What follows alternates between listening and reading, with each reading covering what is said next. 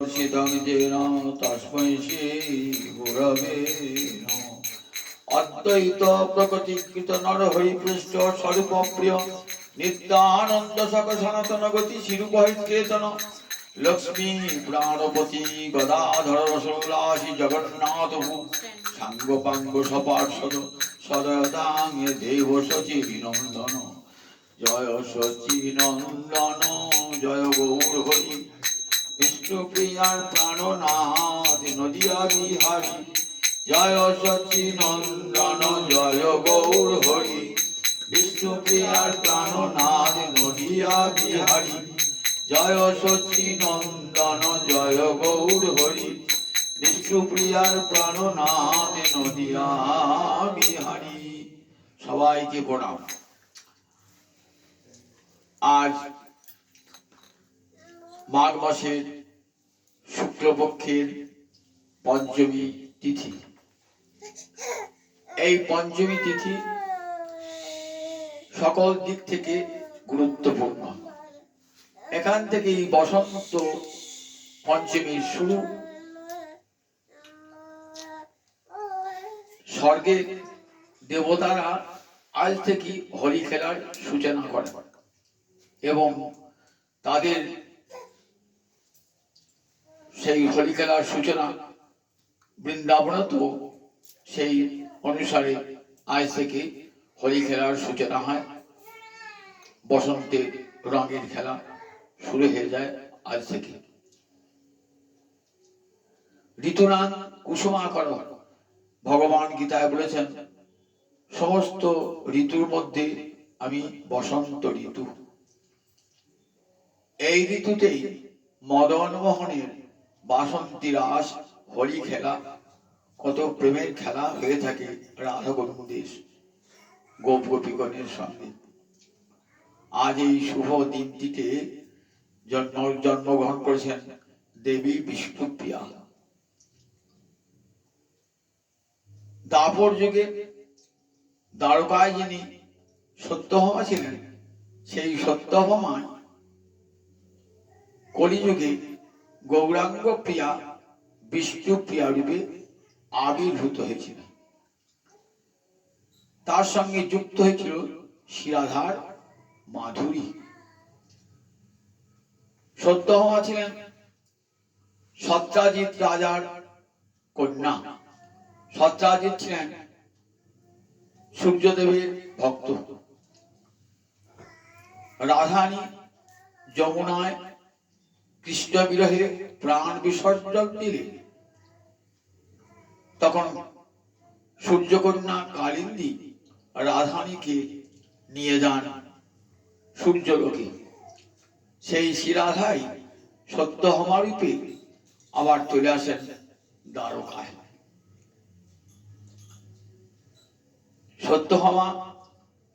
সত্যভামাই আবার কলিযুগে গৌরাঙ্গ প্রিয়া বিষ্ণুপ্রিয়া রূপে আবির্ভূত হন আজ এই বসন্ত পঞ্চমীর শুভ তিথিতে।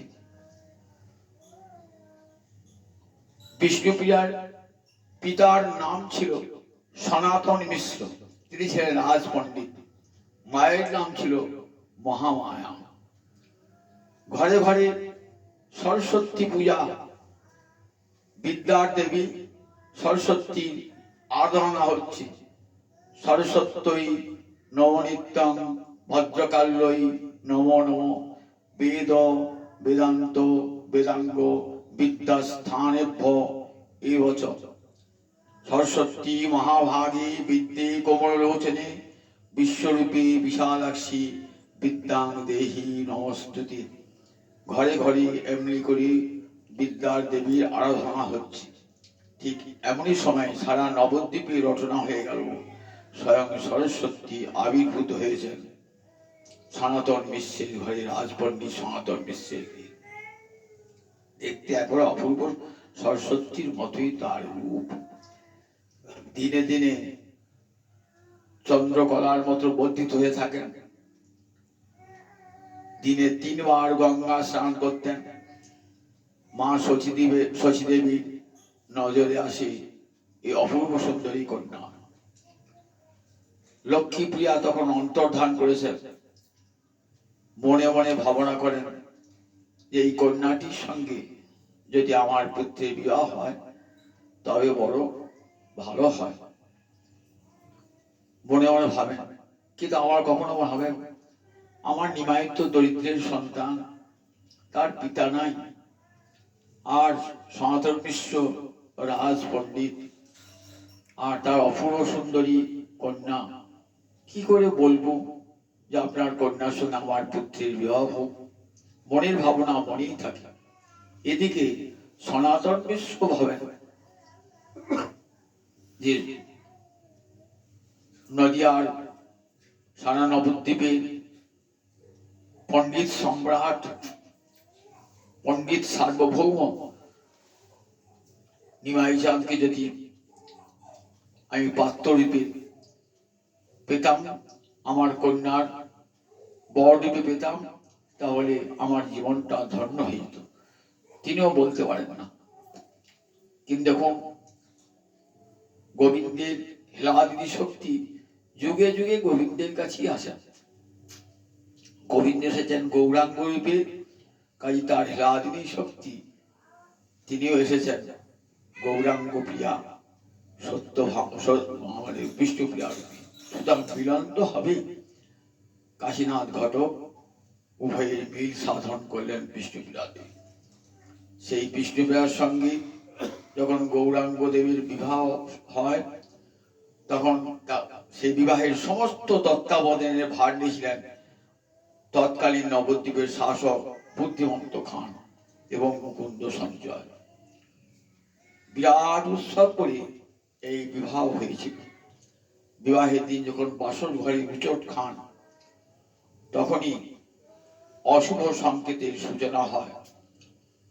জানতে পারেন বিষ্ণুপ্রিয়া যে আমার জীবনে হয়তো এক অশুভ মুহূর্তের সূচনা হয়ে গেল আজ, কিন্তু মহাপ্রভু জানতে দেন না।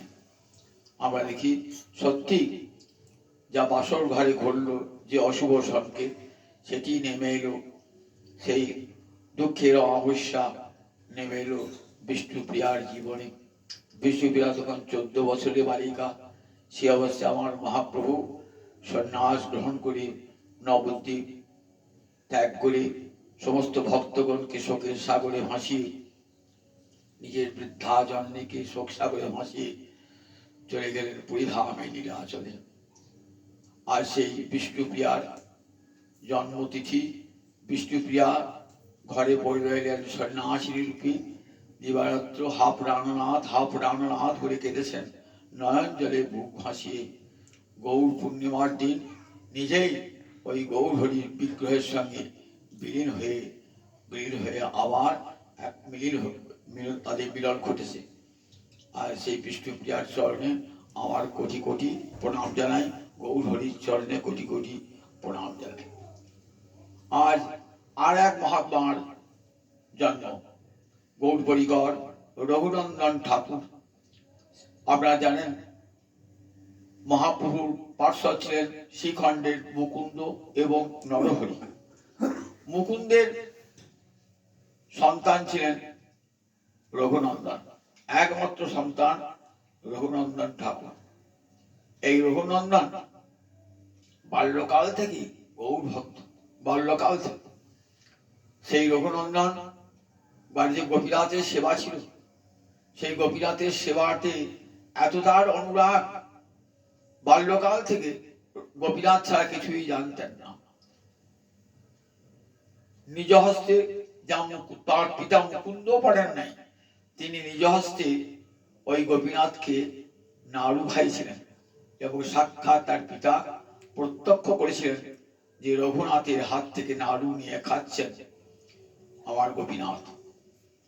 প্রতিদিন ওই মধু পুকুরের ধারে একটি কদম্ব গাছ ছিল, প্রতিদিন 2টি করে কদম ফুল ফুটত, আর রঘুনন্দন নিয়ে এসে গোপীনাথের কর্ণে কুণ্ডল রূপে তুলে দিতেন। রঘুনাথকে বলা হয় মদনের অবতার। আজকে তাই পঞ্চমীটার নাম মদন পঞ্চমী, অর্থাৎ মদন দেবেরও আবির্ভাব হয়েছে। গোবিন্দ মদন মহন্ত আজ এসেছিলেন। মদন এই ঋতুতেই গোবিন্দের পরম ভক্ত, আজ গৌরাঙ্গ ভক্ত হয়ে এসেছিলেন এই রঘুনন্দন ঠাকুর। রঘুনন্দনে আপনারা অনেকেই জানেন যে রঘুনন্দনের সঙ্গে অভিরামের নৃত্য হয়েছিল, আর সেই নৃত্যের ফলে তার নুপুর খসে পড়েছিল কাটোয়ার সন্নিকট আকাই হাটে। এখন নুপুর কুণ্ড রয়েছে, যেখানে তার নুপুর পড়েছিল সেইখানে মাটি নীতি নীতি একটি ডোবা হয়ে যায়, এটির নাম আজও নুপুর কুণ্ড। এই রঘুনাথ, এই রঘুনন্দন ঠাকুর আমাদের কাছে এক কিংবদন্তি আছে গোপীনাথকে নাড়ু খাওয়ানোর জন্য। সেই রঘুনন্দন ঠাকুরের আজ আবির্ভাব তিথি, সেই রঘুনন্দন ঠাকুরের চরণে কোটি কোটি প্রণাম জানাই। আজ আর এক গৌর পরিকরে ছয় গোস্বামীর অন্যতম রঘুনাথ দাস গোস্বামীর আবির্ভাব তিথি। আপনারা জানেন জয়রূপ সনাতন ভট্ট রঘুনাথ, শ্রীজীব গোপাল ভট্ট দাস রঘুনাথ। এই যে দাস রঘুনাথ, তারই আজ আবির্ভাব তিথি। হুগলি জেলার আদি সপ্তক গ্রামে হিরণ্য দাস এবং গোবর্ধন দাসের একমাত্র বংশধর। হিরণ্য দাস এর কোনো সন্তান ছিল না, গোবর্ধন দাসের সন্তানই ছিলেন রঘুনন্দন দাস গোস্বামী, রঘুনাথ দাস গোস্বামী। এই রঘুনাথ দাস গোস্বামী পাঠ বাল্যকাল থেকে কৃষ্ণ ভক্ত। মহাপুজো কোন সন্ন্যাস গ্রহণ করে অদ্বৈত গৃহে এসেছেন। সেই সময় মহাপ্রভুর সঙ্গে সাক্ষাৎ, মন বড় চঞ্চল। মহাপ্রভু ফিরিয়ে দিলেন, বলে যাও ঘরে যাও, না হও বাতুল। করে করে পাইল ভবসিন্ধুকুল। বললেন দেখো মর্কট বৈরাগ্য না করিও লোক দেখাইয়া, যথাযোগ্য বিষয় ভুঞ্জ অনাসক্ত হইয়া। বাইরে বৈরাগ্য দেখাবে না, অনাসক্ত এই বিষয় ভোগ করো, যথাকালে কৃষ্ণ তোমায় উদ্ধার করবে। সেদিন থেকে ভাবেন মনে মনে কবে গৌর চরণে আত্মসমর্পণ করব, কিন্তু সুযোগ আসে না। বাপ জ্যাঠার একমাত্র সন্তান, কি করে সংসার ছেড়ে পালাবেন? পুত্রকে সংসারে বন্ধন করবার জন্য কি করলেন? অল্প বয়সী এক সুন্দরী কন্যার সঙ্গে বিবাহ দিলেন। কিন্তু যার মন গৌর চরণে, সুন্দরী কন্যা কি তাকে আটকাতে পারে?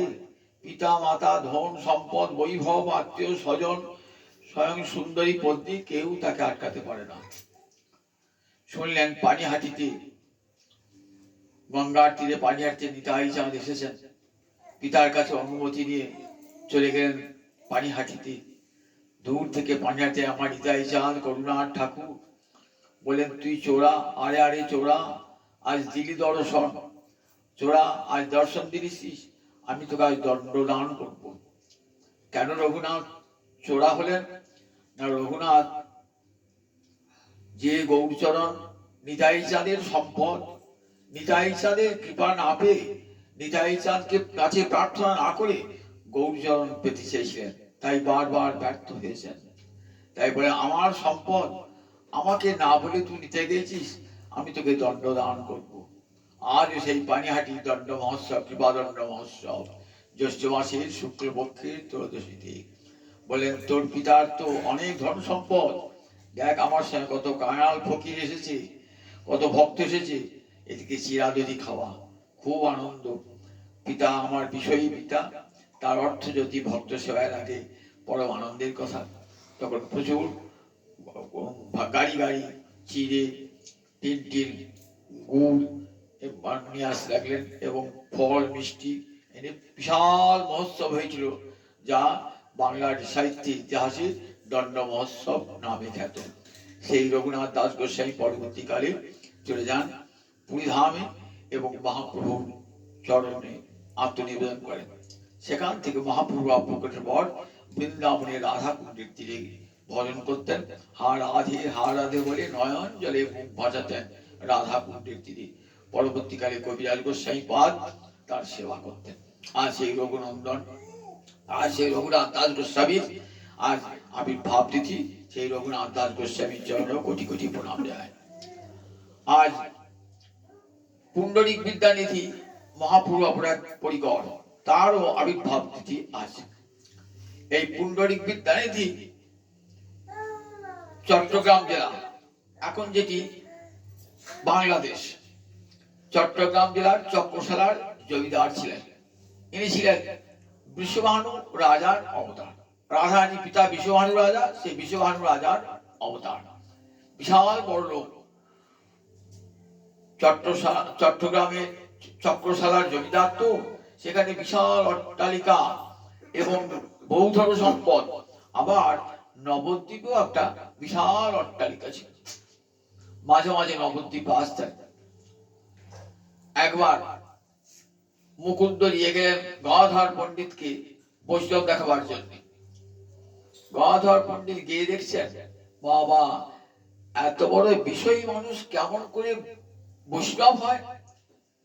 দেখতে বদলের মতো সুন্দর চেহারা, গায়ে কত অলংকার, কত দামি দামি ভূষণ, বসে আছেন এমন দামি একটি খাটের উপরে, তাকিয়ায় ঠেস দিয়ে বসে আছেন। সম্মুখে রেখাবৃত্তি পান, কত দাস দাসী সেবা করছে। ভাবেন, এ আবার বৈষ্ণব কেমন করে হবে? বৈষ্ণব তো হয় ছেঁড়া কাঁথা নেড়া মাথা, আর এই বৈষ্ণব? মনে মনে একটা অবজ্ঞার ভাব এলো। মুকুন্দ বুঝতে পেরে ভাগবতে একটা অপূর্ণ শ্লোক উচ্চারণ করলেন। অহো বকিয়াং স্তনকাল কুটং জিঘাংসয়া অপায়ৎ অপ্পসাদ্ধি লেভে ধাত্রুচিতাং গতিং কংবা দয়ালু শরণং ভজেয়ম। ভাগবতের এই শ্লোকটি শোনার সঙ্গে সঙ্গে অষ্টসাত্ত্বিক বিকার, হা কৃষ্ণ বলতে বলতে একেবারে খাট থেকে মারতে লুটিয়ে বললেন। তখনই ভাবলেন, গদাধর, ছি, আমি তো খুব অন্যায় করেছি। বৈষ্ণবকে বাইরে থেকে চেনা যায় না, সত্যি আমি বড় অপরাধ করেছি। সেখান থেকে মুকুন্দ তুললেন উপরে, গদাধরের পরিচয় দান করলেন। গদাধর ফিরে আসছে যখন, সারাটি রাস্তা মনে মনে একটা অপরাধ বোধ জাগ্রত হয়েছিল। মহাপ্রভুকে বললেন যে, প্রভু, আমি একটা অপরাধ করেছি, আর সেই অপরাধের কাছ থেকে মুক্তি পাওয়ার জন্য আমি মনে মনে ঠিক করেছি আমি পুণ্ডরিক বিদ্যানিধির কাছে দীক্ষা গ্রহণ করব। মহাপ্রভু, ভালো কথা, তুমি তো ওইখানে দীক্ষা গ্রহণ করবে, তুমি তো রাধারানীর অবতার, সুতরাং তোমার পিতা বিশ্বভানুর কাছে তোমার দীক্ষা হবে। বিশ্বভানুর কাছে যথাসময়ে মহাপ্রভুর নির্দেশে দীক্ষা হয়ে গেল। পুণ্ডরিক বিদ্যানিধি যখন নবদ্বীপে থাকতেন, রাত্রেবেলায় গঙ্গা দর্শন করতেন, দিনের বেলা গঙ্গা দর্শন করতেন না, কারণ গঙ্গা জলকে অনেকে শৌচ কার্যে ব্যবহার করে। গঙ্গার উপরে গঙ্গার কাপড় কাছে সাবান ঘষে, এটা দেখতে পারতেন না। তাই রাত্রেবেলা গঙ্গা দর্শন করে গঙ্গাকে প্রণাম জানাতেন। সেই পুণ্ডরিক বিদ্যানিধি ছিলেন সর্বদামোদরের বন্ধু। জগন্নাথ দর্শন করতে গিয়ে অজ্ঞান বসে অরুণ শস্যে দেখছেন মারের কাপড়, নূতন কাপড় পরাছেন জগন্নাথকে, বলরামকে। তখন বলছে, সর্বদামোদরকে বলছেন যে, এদের উড়িয়াদের কোনো আচার ব্যবহার নাই, কি এরকম মার দেওয়া কাপড় জলে না খেছে জগন্নাথকে পরাচ্ছে। এটি মনে মনে ভেবেছেন। বলেন, সর্বদামোদর বলেন, এখানকার পূজা পদ্ধতি আচার সব স্বতন্ত্র ধরনের। তা হাসাহাসি করেছেন। রাত্রিবেলায় দেখছেন জগন্নাথ আর বলরাম দুই ভাই সপাটে এমন করে গালে চড় মারছেন না, গাল ফুলে উঠেছে। বললেন, তোর বিচার করতে এসেছিস? আমার এখানে সেবার বিচার করবার অধিকার তোর নাই। এখানে আমার পৃথক নিয়মে এখানে আমার পূজা হয়, বিশেষ নিয়মে পূজা হয়। সর্বদামোদর এসে দেখছেন দুটো গাল ফোলা। বলে, কি হলো? আমি শিক্ষা পেয়ে গেছি। জগন্নাথ আর বলরাম এসে বললেন যে, আমার এখানে সেবা হবে আমার বিশেষ নিয়মে, অন্য কোনো নিয়মে নয়। আমি ক্ষমা চাইলাম জগন্নাথ বলরাম কাছে, আমার অপরাধ হয়েছে। সেই পুণ্ডরিক বিদ্যানিধির আজ আবির্ভাব তিথি। আর একজন আস্তিক ভাবতিথি, তিনি হলেন বিশ্বনাথ চক্রবর্তী, ভাগবতের রসিক টিকাকার। তিনি ভাগবতের টিকার, বিস্তৃত টিকার জন্য তিনি বিখ্যাত হয়েছেন। বাড়ি ছিল প্রথম দেবগ্রাম, নদিয়া জেলা দেবগ্রাম, পরে চলে যান সৈরাবাদ, মুর্শিদাবাদের সৈরাবাদ। সেখানে গিয়ে গুরুর কাছে ভাগবত শিক্ষা করেন। ভাগবত শিক্ষা করার পর চলে যান শ্রীধাম বৃন্দাবনে। শ্রীধাম বৃন্দাবনে গিয়ে তার নাম হয় হরিবল্লভ। রাধা কুণ্ডের তীরে পড়ে থাকতেন। মনে মনে ভাবছেন, আচ্ছা কাম গায়ত্রী, গুরুর কাছ থেকে কাম গায়ত্রী পেয়েছিস তো গুনে গুনে 25টা অক্ষর। চৈতন্য চৈতামৃতে কবিরাজ গোসাই পাদ বলছেন 24.5 অক্ষর। 24.5 হলে 24টা গোটা অক্ষর, একটা আধখানা অক্ষর হতে হয়। ব্যাকরণে অর্ধাক্ষর বলেছে কিছুই নাই, তাহলে 24.5 অক্ষর বললেন কেমন করে? মনে মনে এসেছিল, কবিরাজ কবি ভুল বলতে পারেন না।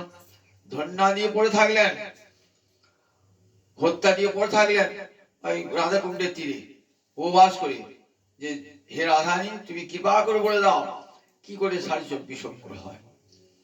রাত্রে রাধারানী দেখা দিচ্ছেন সরস্বতী মূর্তিতে, বলছেন কবিরাজি গোস্বামী যে লেখনী তা কখন মিথ্যে হতে পারে না। 24.5 অক্ষর কামগায়ত্রী মন্ত্রটি বলে বললেন। অন্ত্যেষ্টয়ের পর যে বিকার থাকে, বয়সী থাকে, তার আগে অন্ত্যেষ্টটা অর্ধাক্ষর হয়। সুতরাং 24.5 অক্ষর ঠিক। তখন বলে প্রমাণ, তা বললেন বর্ণাগম ভাষ্য বলে একটা গ্রন্থ আছে। কোথায় বর্ণাগম ভাষ্য পাবো? খুঁজে খুঁজে যমুনা তীরে বসে আছেন, দেখছি অনেকগুলো বই ভাষ্য ভাষা আছে শুনে বই চটের মধ্যে। যেমন কাউ তিনি আশ্চর্য, একটা বইও কিন্তু জলে ভেজে নাই, সেখান থেকে তুলে আনলেন, তুলে দেখছেন একটা বইয়ের বর্ণাগম ভাষ্য সেখানে পেয়ে গেলেন। তো প্রমাণটি তুলে দিলেন যে কাম গায়ত্রী 24.5 অক্ষর। এই জন্যে আমাদের বিশ্বাস চক্রবর্তীবাদ বিখ্যাত হয়ে আছেন এই কাম গায়ত্রীর রহস্য উদ্ধারের জন্য। আর সেই বিশ্বাস চক্রবর্তীর তিরোভাব তিথি, সেই বিশ্বাস চক্রবর্তী অনেক কোটি কোটি প্রণাম জানিয়ে এখানে আমার হরিকথার পরিসমাপ্তি। জয় দায় বিশ্বাস, হরিকথার বিশ্বাস। জয় জয় রাধে গোবিন্দ, জয় রাধে গোবিন্দ। শ্যাম সুন্দর মদন মোহন বৃন্দাবন চন্দ্র। রাধে গোবিন্দ, জয় রাধে গোবিন্দ। শ্যাম সুন্দর মদন মোহন বৃন্দাবন চন্দ্র।